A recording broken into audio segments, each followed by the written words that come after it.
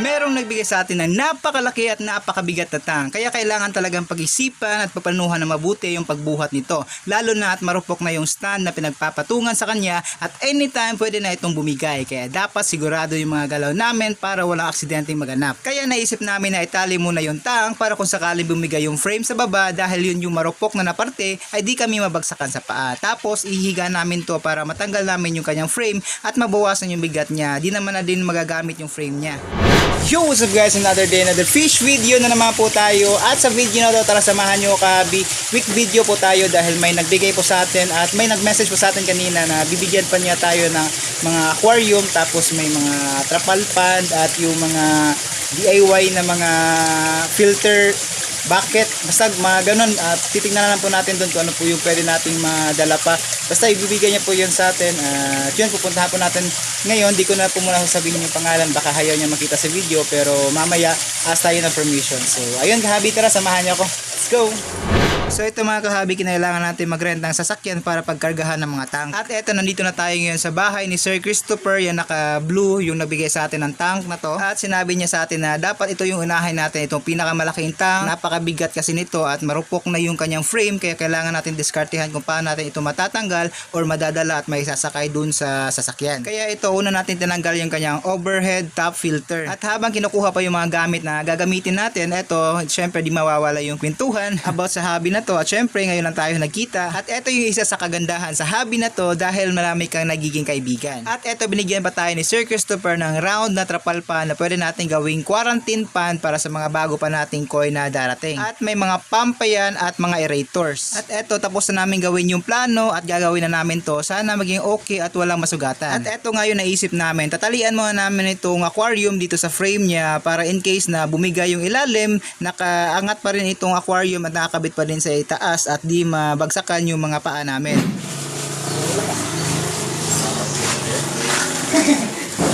Madaral na nyo? Ipatumba na dito sa may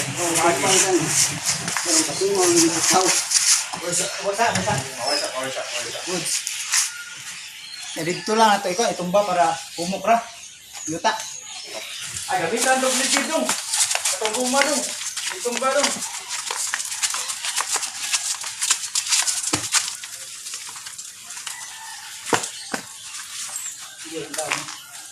Dong, gamitan itong guma. Kuha itong ligid ko. Atong upat ka buo.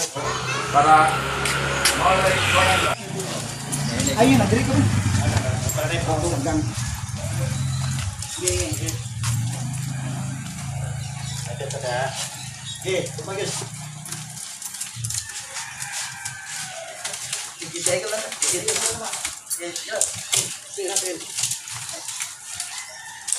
Okay, kayo. Patay, makuha mo. Tatang sa mga PC. Ha? Tatang sa mga PC. Patay, matang-tangan dahil dahil. Ay, lagi. Sige, taray. Sige. Ay, napag-ilarang gunting ka pa daw.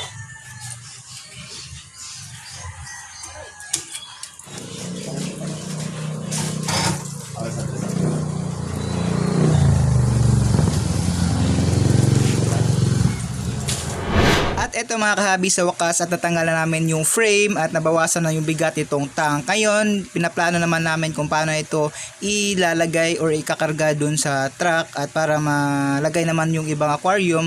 Kaya kailangan din namin planuhin kung saan namin ilalagay at paano po namin ito iaakyat dun.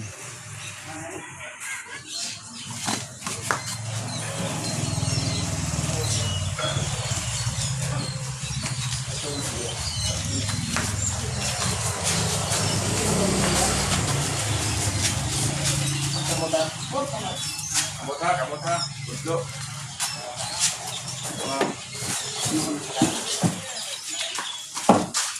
Kaya ni mo dito? Hindi. Makaya. Pero dahil, bigat din eh. Ipadaan na ng tubo nung. Ha? Ipadaan sa ng tubo sa. Pwede na. Okay, para di sa magis sa tubo ko nito. Patay na lagi ang posisyon. Mao na to tanan ka tong ano, utensil. Kasi dito yun.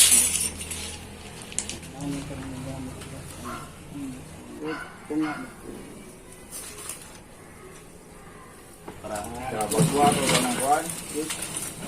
Oo na. Dito sa pilas balay, ang gida kay kuhan ko na. Ano tayo? Marabol ko na. Okay na, Dok? Oo, okay na. Wala na. Bayot ka ma. Ito, sikas. Grabe ka. Sikas, so sige sa natangkal. Paghut ba?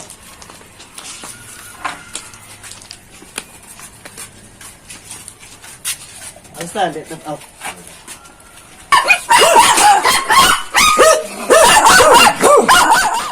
Ang ganda-gana. Sige, di ay wala na. Uy, nagparaban ni kuhan. Kaya nutrition. Ako yun man sa babaw. Dito sa kuha. Mato mo kuhan ng iro no? O kuhan? Naaman ka? Nadia, ito? Oo.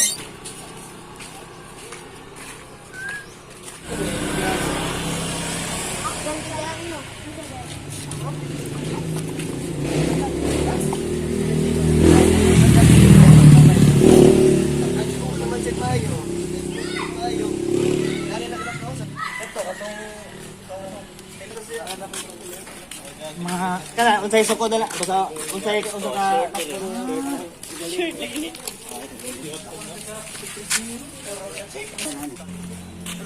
tigtan lang na. Pwede ra? Tangot na. Nadira. Hindi ka. Natira? Mapaanan niya may sa imong mga vlog-vlog. Kita yun dito. Busin eh, busin. Ayun, okay na to. Ay, busin. Okay na to. Picture yan. Para ba na Okay na.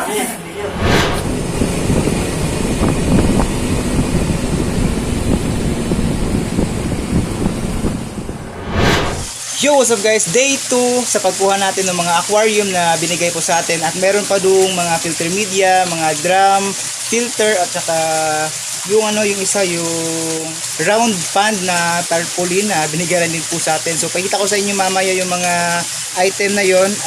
Yun nga, hindi na ako nakapag-video kagabi kasi ginabi na nga po tayo ng pagdating dito. Tapos bigla pang lumindol ng mga 10 ng gabi dito sa amin sa Cebu at medyo marami talagang damage dun sa north area. Dito sa atin wala naman, okay naman yung mga alaga din natin at wala naman gaano mga damage sa mga infrastructure, pero dun sa north side ng Cebu medyo madami po talaga. So pagdasal po natin sa dun mga kahabi, yung mga family po nila dun at lahat ng mga tao na naapektuhan ng lindol.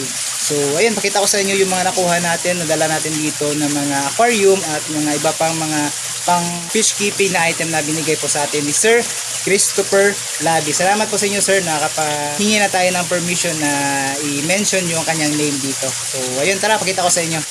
Ito yung unang tank guys, yung size nito ay 4 feet by 18-18.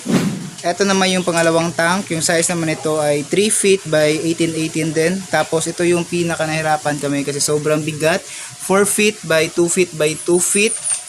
Tsaka tempered glass na 1/2 po ata to. Sobrang bigat po talaga niyan. Ayan, sobrang laki niyan guys. Tapos sobrang bigat. 4 kami na nagbuhat talaga dito. Ayan o. Kapal. Tapos may overhead filter pa siya. Ayan. Tapos ito yung mga stand nung binigay sa atin. Dalawa sana yung binigay sa atin na round pan. Dalawa sana pero yung isa nasira niya kasi nginat-ngat ng daga. Kaya yung isa na lang yung nadala natin. Pero ito binigay na sa atin to. Tapos ito yung pang round niya. Ayan, tapos mga filter media. Tapos mga pump. Mga ganyan yung binigay sa atin. Ito. Tapos meron ding binigay sa atin ng mga ito drum. Yan. So yan guys, yun po yung mga binigay sa atin ni Sir Christopher Labi. Shoutout po sa iyo, sa family nyo. Salamat po sa mga binigay nyo sir. At yun, i-set up po natin to lahat dito. At update nyo na kayo mga kahabi kung ano yung magiging itsura nito. At kung ano po yung mga ilalagay natin dito ng mga isda. So yun, handito na po muna yung video natin. Maraming salamat sa panonood. Thank you and see you po ulit sa susunod na video. Happy fish keeping. Peace out.